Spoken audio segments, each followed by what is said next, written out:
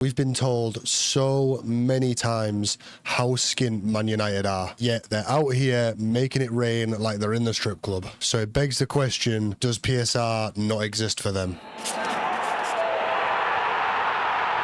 As a Newcastle fan, P, S and R are probably the three letters I've heard most in the last 3 or 4 years. Every transfer window now, all we hear is we can't buy players, we can't make signings because we're limited by PSR. And it's not just us, it's the same for fans of any teams that are trying to compete. Villa, Forest, the list goes on. And that's why a lot of fans say that's exactly the point of PSR, to keep it a closed shop, so that the teams with ambition like us, Villa, Forest, all of them clubs aren't able to break into that closed shop at the top. So we will get into that aspect of PSR later on, but before we get into that, I want to make a video about Man United and their navigation around PSR, because a lot of our fan base have been getting rightfully very annoyed about where Man United are as a club and how much money they seem to be able to spend. And on the face of it, it really doesn't seem to add up how much they're able to spend. So instead of just getting annoyed about it as I had been, I decided to do a little research into it to understand a bit more about PSR and why this is able to happen. So we're going to look into a few things. We're going to look into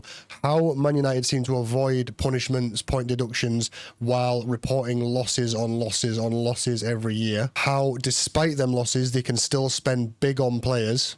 How PSR actually works, and how Jim Ratcliffe's media spin on it all is all, don't know whether to call it a lie or just like a bending of the truth. It's misleading fans. And then as we go over all of that, I'm going to look at how we compare to Man United in all these kind of numbers and whatever else, so that you can get an idea of why they can spend what they can spend and seem to get away with it, and we can spend what we can spend and seem to not get away with anything.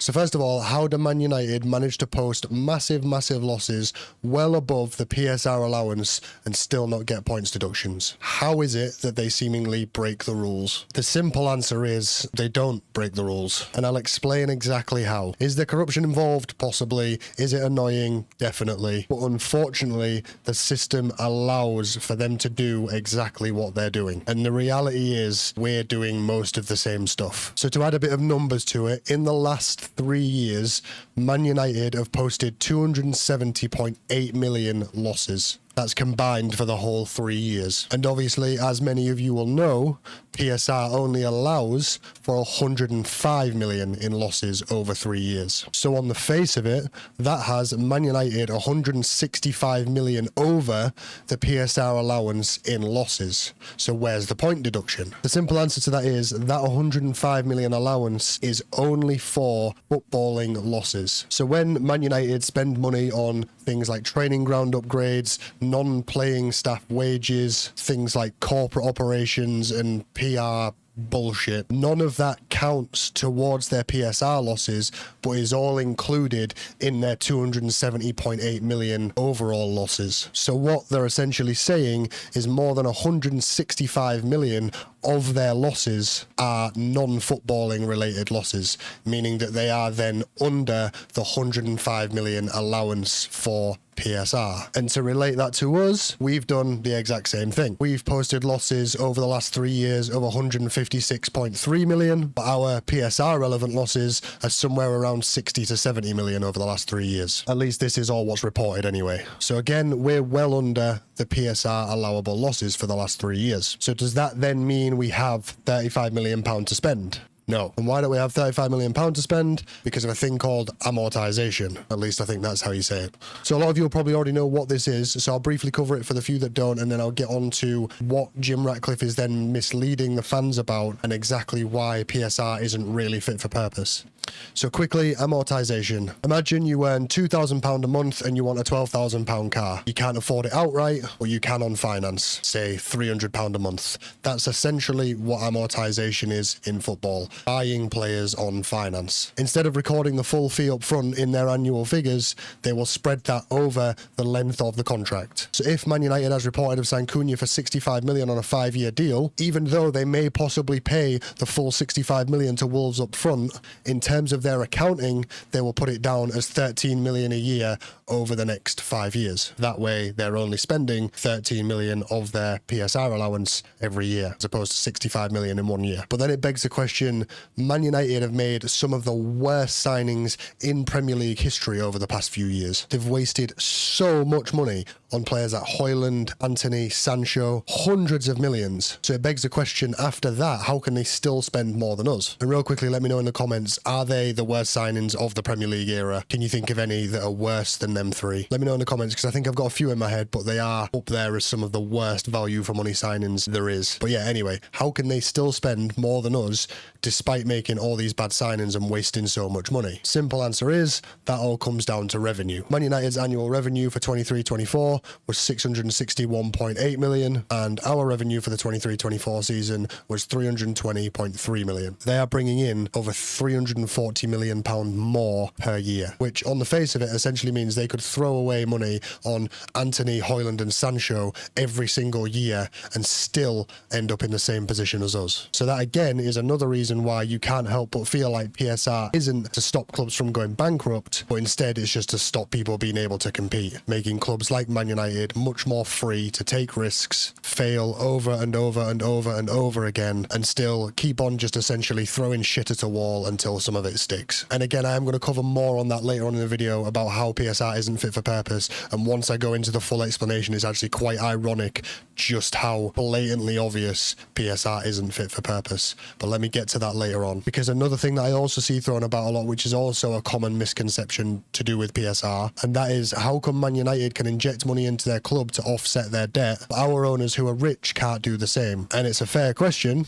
but the answer is we can, and we do, and pretty much every other club does as well. Because as we established earlier, under PSR, you're allowed 105 million in losses, except you're not. You're actually only allowed 15 million in losses over 3 years. The remaining 90 million of that has to be covered by the owners. So that's either through equity investments or shareholder loans that don't have to be paid back. So when the media reports on Man United's owners bailing them out, yes, they are, but so are pretty much every other club. That's literally exactly how the 105 million allowance exists. That's what it is. Just for some reason, it's not particularly massively reported on when other clubs do it, but obviously it is when it's Man United, probably just because Sky Sports News can't get enough of Man United, but that's a whole nother video. So the reality is the club itself are only allowed 15 million in losses. The club and the owners are allowed 105 million. So owners can pump a bit of cash in, but if you're basically every other club in the league, you can't just hide incompetence. Unless you are in the protected group that are raking in massive merch deals, massive sponsorship deals, massive TV deals, and more ticket sales. And Man United,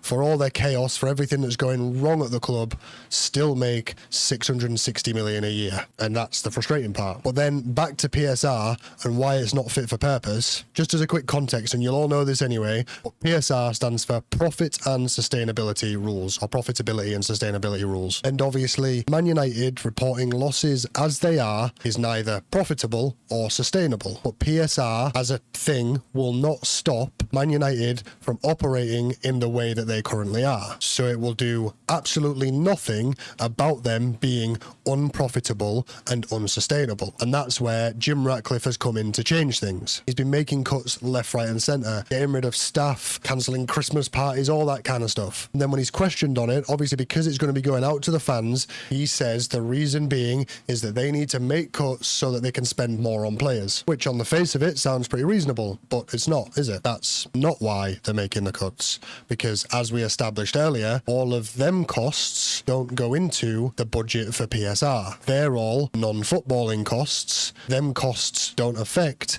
anything to do with your budget for players. So the ironic thing here is that all of them cuts won't actually help with the profitability and sustainability rules, but they will help make the club more profitable and more sustainable. If that alone doesn't tell you that PSR isn't fit for purpose, then I don't know what does. So yeah, will these cuts make any difference to how much they spend on players? Unlikely. They've continuously spent as much as PSR allows, and they've shown absolutely no sign of letting up on that. And as we've established, PSR as a rule set won't stop them making these signings, even despite the unprofitable and unsustainable nature of the club. So that brings in the real reason reason for the cuts. The cuts are a corporate cost-saving exercise, dressed up as a necessary evil for footballing success. And that's where the, as I said earlier, like lies or deceit or whatever comes in. Because he's telling fans, we're doing this to build a better squad, but the truth is they're doing it to make sure the shareholders don't lose a few quid. And that's where fans are being misled. Obviously, I can't imagine Man United fans taking too kindly to Jim Ratcliffe sacking long-term, near minimum wage workers if he explained it as trying to save himself and the Glazers a few quid. But if he plays on the fact that they were sat 16th in the table and he says, oh, we need better players, that's something that Man United fans are obviously going to be able to get on board with. So essentially, it's all just a load of PR bullshit. Now, obviously, I'm no accountant, and there'll be a lot more creative accounting going on behind the clubs at every club that I don't or couldn't even fully understand even if I was made aware of it. But hopefully this whole video gives you a bit of an insight into essentially the game that is played behind the game. So hopefully then next time you see Man United throwing cash around but then claiming to be broke, at least then maybe it's a little less annoying because you know in reality they're not broke, or at least not in the way we care about as fans, which unfortunately is in terms of PSR and what they can spend on players. Because although they are losing money, are mega unprofitable, mega unsustainable, and going backwards and backwards and backwards, they're still protected by a system that is not fit for purpose and favors teams like them that have massive revenue just to essentially keep a closed shop. Profit and sustainability rules has absolutely nothing to do with profitability and sustainability, as I've kind of just covered. And until we grow our revenue, we're just going to have to be smarter and more strategic than the clubs that are protected by PSR, which in the case of Man United doesn't seem like much of a challenge, to be honest. The positive there, though, is that over the last 3 years, I think we have the fastest growing revenue in world football. So reason for optimism in the future. And Ratcliffe, as I said, just full of PR bullshit, just playing the game behind the game, misleading fans. That's just what he does. Anyway, I hope you've enjoyed the video. If you have enjoyed the video, please drop it a like, subscribe and hit the bell if you want to see any more content like this. Every bit of support the channel gets from likes, comments, subs, shares, donations, everything is all going to help the channel to grow, and all means I'm going to be able to put more time and effort into the channel and ultimately give more back to you. I'll be able to do bigger giveaways around match days as I have been doing, experiment with new video ideas, maybe eventually be able to bring guests onto the channel. But for all of these things to happen, the channel needs to grow more and more and more. Having said that, I'm insanely grateful for how much growth the channel's seen already. So just a quick moment to say thank you again to everyone that's been supporting the channel. Thank you for watching, and I'll see you on the next one.